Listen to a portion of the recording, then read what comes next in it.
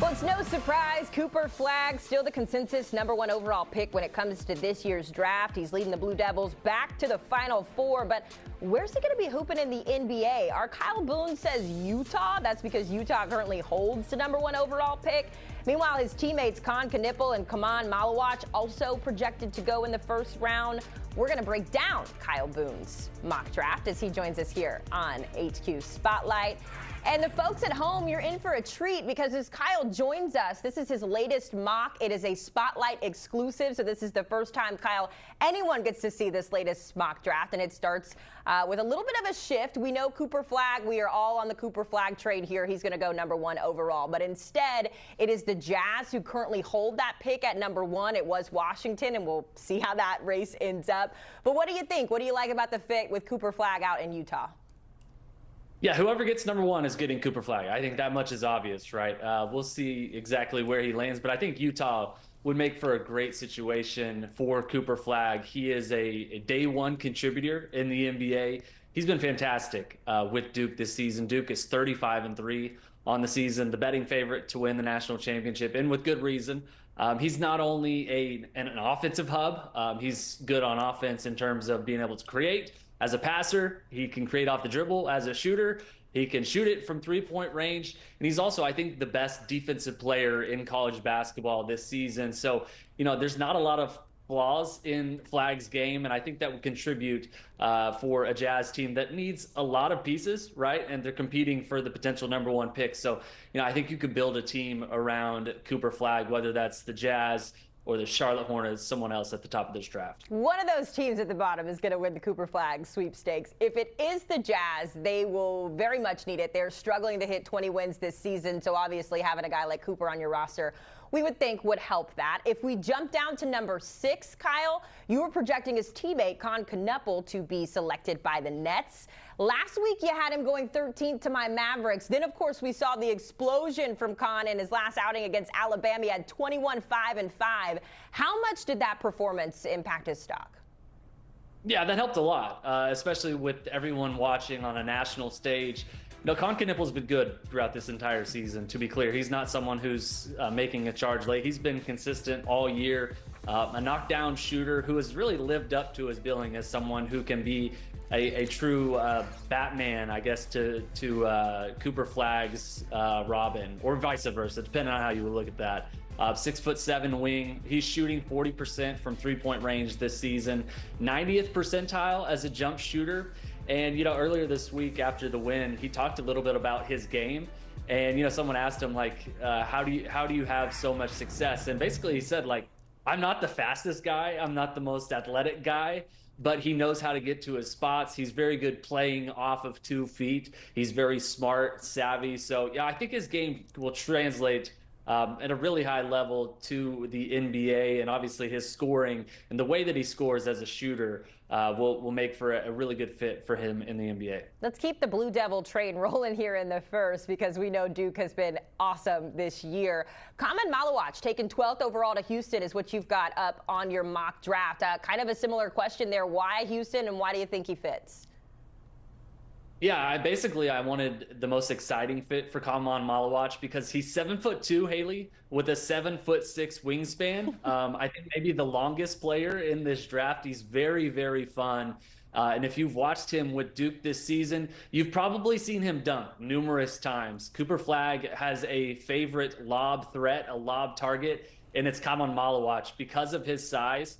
He's a ball of energy. He's a bundle of fun. And I think in Houston would make a lot of sense, right? With Amen Thompson, they seem to have really found someone who can win at a high level in the NBA. He's super athletic. And I think Amen Thompson and Kaman Malawach together would make for a fun inside-out pairing to build around for the Rockets long-term. It feels right that the Rockets are slowly trying to figure out their groove. All those years back when they had all those tremendous teams, it feels like now they're sitting in second in the West and things are really upticking there. By the way, that pick came via the Suns, of course, and our next pick we're going to talk about comes to the Heat via the Warriors because down in South Florida, Kyle, it is no surprise we have seen the Heat sort of have a roller coaster of a season. But At pick number 21, we have seen the Heat hit really well when it comes to their rookies over the last couple of years. Khalil Ware, Jaime Jaquez Jr., just a couple of the most recent examples there. But I like this. I know a couple of fellow Gators in the building will like this too. Walter Clayton Jr. to the Heat. What do you like about it? Yeah, let's keep him in the Sunshine State, right? You know, he's one of the most fabulous shooters in this draft, and I think that's where he really shines. He's really made a ton of money for himself, Haley, in the NCAA tournament. He's already an All-American. He's shooting 39% from three. Florida's in the Final Four, and it's in no small part because of his heroics during the NCAA tournament. But, you know, the way he makes shots, I think, has really diversified him and made him stand out in a loaded 2025 NBA draft. Earlier in the NCAA tournament, Dan Hurley, the UConn coach, who's won back-to-back national championships, said, like, look, we had a defense that we thought we could build and beat Florida with. And basically, Walter Clayton just outsmarted us. The way that he's able to make dribble jumpers, to make shots off the dribble, there's really no answer for it. 91st percentile this season is Walter Clayton Jr. on dribble jumpers. Very Steph-esque in the way that his shot making is so versatile. So I think he's played his way into being a first-round pick on the 2025 NBA draft radar. I think the Heat would make a lot of sense for Walter Clayton Jr. Yeah, he has been a lot of fun to watch, and we'll see if he can cap off his career with the national championship. Let's talk about a team in the Celtics who, Kyle, I feel like they really don't need anything. Like, I think if the rest of the NBA was like, take the draft off this year, they would come into agreement when it comes to Boston. But we might be looking at another Gator here at pick 28. What do you like about the fit of Alex Condon up in Boston? Yeah, Condon's someone who's been consistent throughout the season for Florida. And, you know, I think earlier this season, Rick Barnes, the Tennessee coach, talked a little bit about Florida's depth. And so it's basically like Florida has the best front line in college basketball. And that starts with Alex Condon. He's 6'11". He can dribble, he can pass, he can shoot. And that's what Todd Golden, the Florida coach, said that he really prioritized when he put this team together. He said he wanted to put a team together that played like the primetime Golden State Warriors. And, you know, that is reflected in the way that Condon has been able to contribute to this team. He's shooting 34% from three this season. He's been really good in the NCAA tournament as a floor spacer, you know, a 4 or 5 type of prospect who I think in the NBA can be a floor spacer, who adds size, rim protection, does a little bit of everything. And, you know, for a Boston team that is laughably loaded already, I think Condon would just give that team another piece of versatility, a chess piece, as they continue to compete for NBA championships. Yeah, it was nice to see him rally back from that ankle injury. I think a lot of Gator fans were concerned that he wouldn't be able to play, but now we see him going potentially in the first round of the upcoming draft.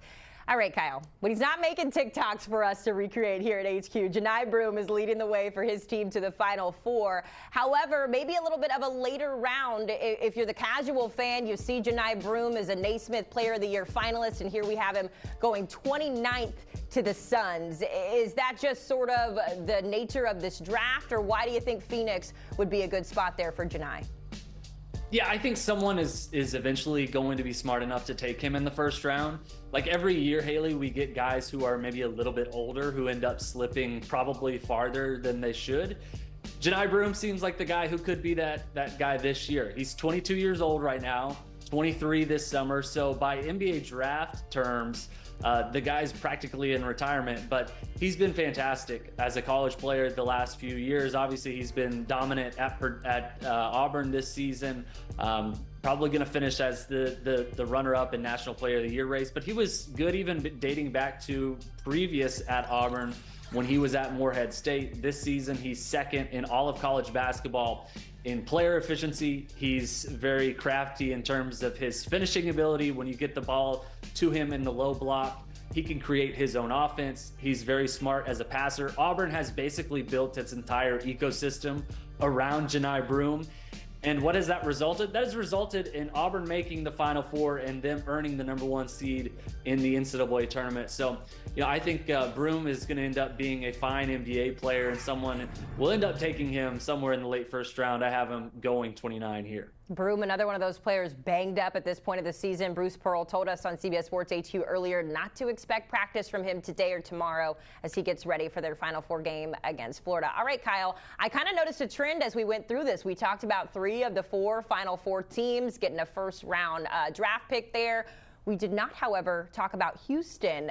Talk to me about the Cougars here. Why no first-round love for Houston as they try to win their first-ever national championship? Yeah, it's crazy, right? The fact that Houston is in the Final Four and they don't have any projected first rounds, I think speaks to the coaching of Kelvin Sampson, first of all. They've got some guys who I think will end up playing in the NBA. JoJo Tugler, I think one of the most impressive defensive prospects, should he declare. Milos Uzan, a transfer from Oklahoma, has really come on late during the NCAA tournament, during the postseason for Houston. So we'll see. I think there's some guys who will end up being drafted from Houston. But Haley, I think to your point, like the fact that Houston is a #1 seed, they're playing in the final weekend, competing for an NCAA championship, and they only have 1 transfer from last year to this year, speaks to the development, the in-house recruiting of Kelvin Sampson and what that staff has put together. Maybe a little bulletin board material for the guys. I don't know what gets them fired up these days, but we'll have to see how it all shakes out later this summer. Kyle Boone joining us as the Final Four gets underway this weekend. By the way, it's the first time since 2008 we've seen all 4 1 seeds advance to the Final Four. And get this, the last time it happened, it was also in San Antonio. So here's how it shakes out later this weekend. You get the SEC on SEC showdown between Florida and Auburn. Follow that up with the encore of Houston and Duke.